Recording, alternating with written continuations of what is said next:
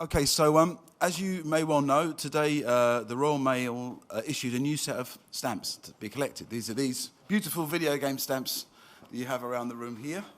And Philip kindly was organised enough to go and buy some and show you the things in the real flesh. So we're just going to talk briefly about these stamps and how they've come about and kind of where we all are now. Cool.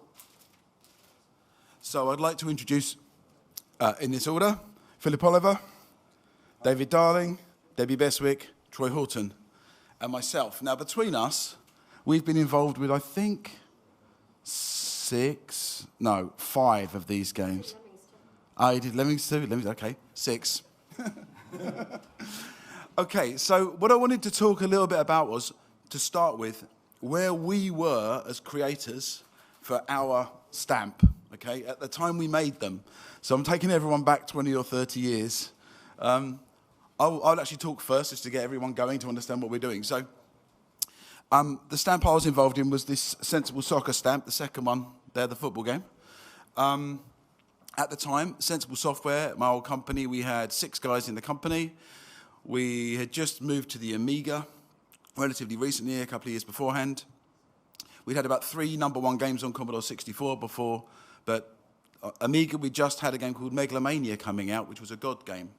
So this is well before FIFA and Pro Evolution Soccer and New Star Soccer. I think maybe Football Manager was still kicking around in some kind of incarnation then, just about. So we're right back then. And I actually wanted to focus on, for me, this artwork on this stamp. So in our early games, like the first 7 years, I actually did nearly all the art, like 99% of it. And this is actually the last game I did the full art on. So that's 100% my art on that stamp. So my main feeling from the stamp is an artist, you know. How did my art end up on a stamp 28 years after I made it? Of course, it's random. But the way it actually came about, we had a game, Megalomania. It was a God game. And when we were messing around waiting to finish it, we were playing a lot of Kickoff 2, which was like the FIFA of its day back then. And we were going, we can beat this. We've already done a football game before. And I was doodling around, waiting for the programmer to finish and the endless time for builds to end. And I dressed up the Megalomania guys in these little football kits, originally Norwich City, which is my team, which is yellow and green. And they were running around in this little Megalomania world. And then when I grabbed a bit of the programmer's time, I persuaded him to stick a football pitch underneath in the same perspective to see if it worked. And by fluke, it just worked immediately. And so the history of that stamp for me is hanging around in an office at 3 o'clock in the morning, really tired, waiting for builds and doodling. And then 28 years, it ends up on a stamp. And this is the kind of what I wanted to capture from everyone, where they were at the point when that artwork you see on the stamp was happening in their life. So starting with you in this order, Philip, where were you with Dizzy? Oh, is this working or not working? Oh, okay, hi. Yeah, so Dizzy was created in our parents' my bedroom in our parents' house with my twin brother Andrew. We just met Richard and David Darling a few months before, in September. We'd done Super Robin Hood, Ghost Hunters, Grand Prix Simulator. This was early 87, so about 6 months into the relationship, I guess. And we just came up with this game. The bizarre thing is that this is our second Spectrum game, and we ended up doing lots of Spectrum games. But we actually thought we'd missed the market. We thought we'd kind of missed making games altogether, because we were kids growing up playing everybody else's games. And by the time we'd actually learned how to code, it was like, well, everything's kind of moved on. So, yeah, we were just kind of just out of school and just this quite happy and lucky that we'd actually managed to find Codemasters and the Darlings, and they'd actually been able to sell our games really, really successfully. And how old were you at the time? 19. 19, yeah. So this was our year out. Brilliant. David. Thanks, Philip. I'm David Darling, founder of Codemasters with my brother Richard, and recently a new company called Kwalee, which is a mobile games company. And the stamps I was involved in with Philip was the Dizzy game, and the Sensible Soccer. We ended up working with John and actually buying Sensible Software at the end of the kind of whole curve of that franchise. And then also Micro Machines, obviously. So I'll tell you about Micro Machines. So you really needed to be on this stage, didn't you? yeah. So it's a bit surprising you're not listed. So we'd been making games since 1982 on the VIC-20 and Commodore PET and things like that. We made games for Commodore and Microsoft and Virgin Mastertronic. And then we started our own company, Codemasters, in 1986, when I think I was 19 as well. And we did games on Spectrum and Commodore 64 and things like that. And then in 1989, we tried to get into Nintendo because Nintendo was massive in America. It had really exploded into the mass market. You couldn't get licenses from Nintendo, so we just thought we'd do it anyway. So we reverse engineered it and started making Dizzy games. And we made this Micro Machines game. And the main programmer was called Andrew Graham. In terms of where we were, he was working in a porter cabin because we'd run out of office space, and we used to take him sandwiches at 12 o'clock at night to keep him going. I shared those water cabins. They weren't pleasant during the winter or the summer. And we got the license from a toy company called Galoob Toys that we were working with because we licensed them a product called Game Genie. And so that's how Micro Machines started. I might add, we started off also at 19 in a bedroom with Flintstones wallpaper around the sides. So, Debbie. I didn't start when I was 19. Okay, I'm just looking. I don't know how many people know, but I started out in retail when I was 16. So I had the lovely joys of being at that till point selling your games. Oh, wow. Right, so Thank you very much. Yeah, I did. I'm just looking like Elite. I sold that in retail. Sensi Soccer. Mate, I dealt with a lot of returns as well. You know, I can tell you, Daily Thompson's Decathlon, I know all about it. But Micro Machines, Lemmings, we worked on at Team 17, 2006, not on the first one, but I sold that one in retail too. And Dizzy, obviously, and Populous as well. So, bizarrely, I did that. But Worms, just to give you an idea, Worms started life as a game on a calculator. A lot of people don't know this. It was a game on a calculator. It was created by Andy Davidson in his bedroom, and he was, I think, 16, 17 at the time. And he made this game to entertain him and his friends in the equivalent of sixth form. Right, didn't like school, obviously, and that's where Worms started. And when Worms came into our lives, it was ECTS 1994. These guys will laugh when I say this next game, and they'll understand why. We were kind of the outliers at the time. At the time that Worms came in, you know, it was a 2D game. Nobody was talking about 2D. There was a game called Rise of the Robots. Right, that everybody was talking about. And I mean everybody was talking about. And if your game didn't look like Rise of the Robots, nobody was interested. Platformer, Sony PlayStation hadn't launched at this point either. So it was right at the cusp of where consoles were, certainly where PlayStation were coming into the marketplace in particular. So Worms was a 2D game. It was written in Blitz Basic. It came into Team 17, and Andy moved from Bournemouth. He was 19 when he moved to Team 17. So there you go, there's another 19 connection. I want to sing that song, no, no, no. Right, there you go. And Andy worked on the Amiga version, and what we had to do was put a team alongside him, which was basically to re-engineer the whole game, rewrite the whole game in C++, and figure out how we were going to get this rewritten and across onto 10 platforms within 6 months. It's probably the one and only time we've ever done crunch in our lives, and we'll never ever do it again. So at that point, we survived on lots of packets of Chewits. Chewits seemed to be our thing of choice. And a lot of insane late nights, but equally a lot of fun too. So. Thank you very much. So just before we go to Troy at the end of the panel, actually, both David Braben, who made Elite, and Peter Molyneux, who made Populous there, I contacted both of those, and both of them said they would love to have come, but they were actually busy doing other stuff. So we could have had a full panel of all these old games greats together, but you've only got us five, which is pretty good. And there's one game actually missing from this set of 8 on the screen, which is Tomb Raider.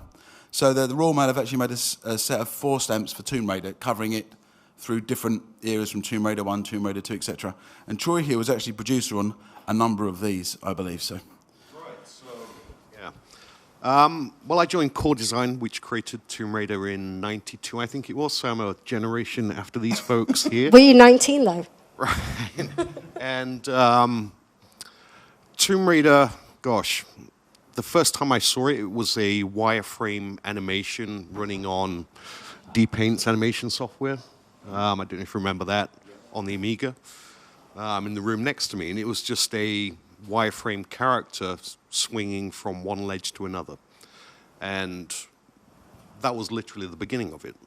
But in terms of memories, time frame of what we were doing at that point, I think it's worth mentioning Tomb Raider may never have happened, actually. And the thing that springs into my mind when I think of Tomb Raider was a game called Wonder Dog. Probably many of you won't actually know this game, but you remember the Sega Mega CD? Yeah?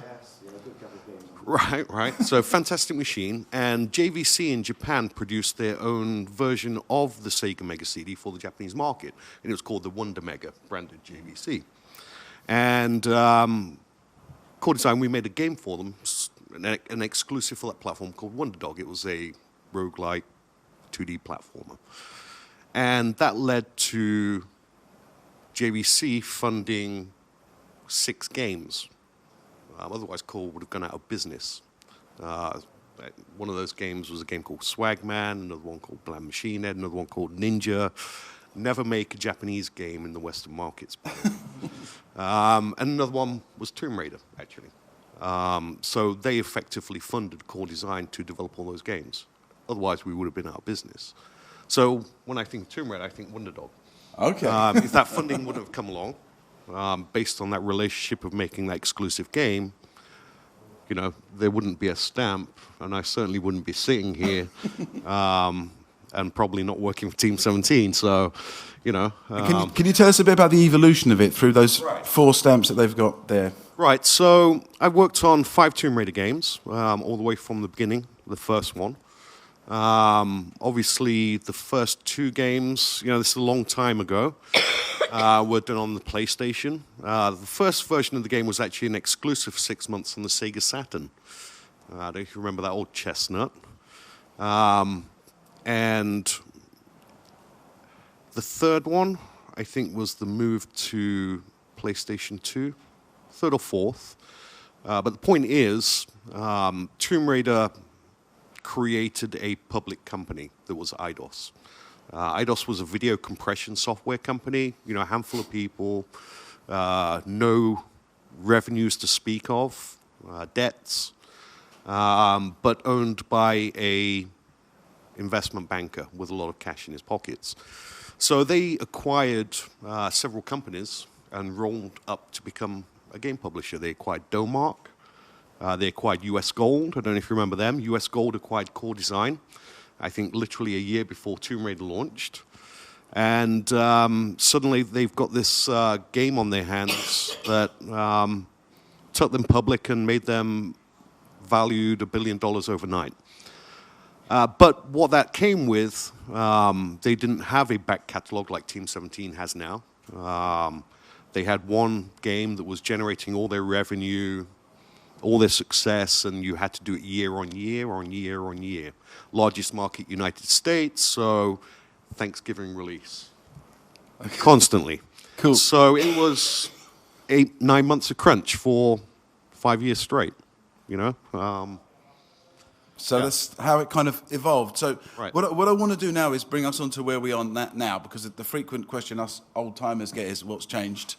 So I'm going to again start, and then we'll go down the line again. So in those years, all those years up to these mid-90s, mid-80s to mid-90s were the peak period. You know, we were probably the #1 country in the world at that point making original games and original IP. And then we hit this period where we all sold. So, like, we sold our company Sensible Software to Codemasters, David's company. And we got a consolidation, and it was very hard to make original games. So you'll see, like, Sensible Soccer came out. We put one out in '98, and then again in 2006, and we did a XBLA version a little bit after that. So there's been things coming out. And again, Troy's talking about Tomb Raider coming out one after one after one after one. I don't know how many versions of Worms that Debbie's done. I'd like to mention Sensible Soccer, by the way. When we were crunching on Tomb Raider, our game of choice was Sensible Soccer. Thank you very much. How many versions of Worms, Debbie? 20. 20, okay. I've made a lot of versions of Worms.